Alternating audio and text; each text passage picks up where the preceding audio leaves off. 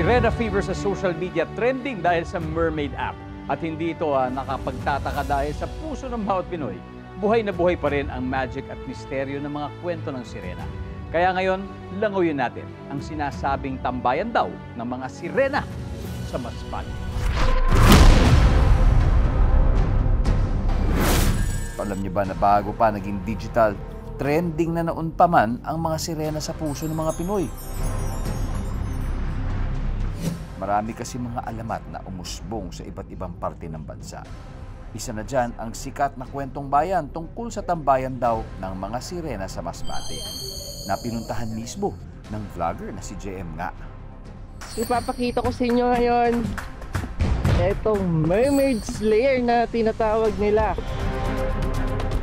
Ayon sa mga mangingisda, tuwing gabi raw may naririnig silang kumakanta dito. Sino kaya ang inaawitan ng sirena?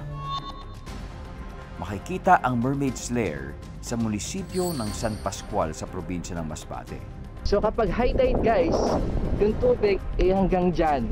Guys, huwag kayo basta-basta tatalon dito dahil malalim po yan. Baka mabigla kayo.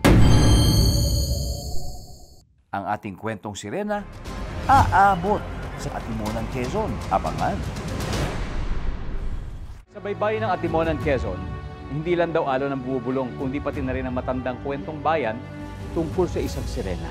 Sinasabing binabagtayan daw nito ang kanyang tirahan. Totoo kaya?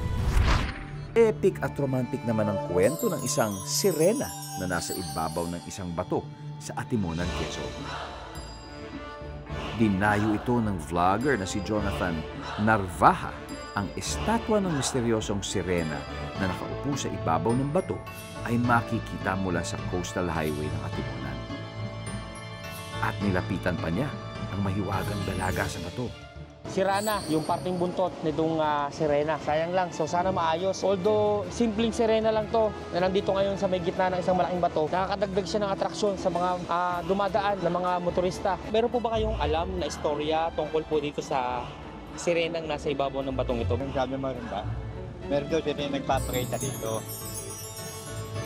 Sa baybayin nakikita ang sirena. Dito niya natatanaw ang mga magkasintahang nagtatagpo. At pag kumanta daw ang sirena, nawawala raw yung lalaki. Mayroon din daw mangingisda na inabot ng masamang panahon pero niligtas daw ito ng isang sirena at dinala sa Pampang.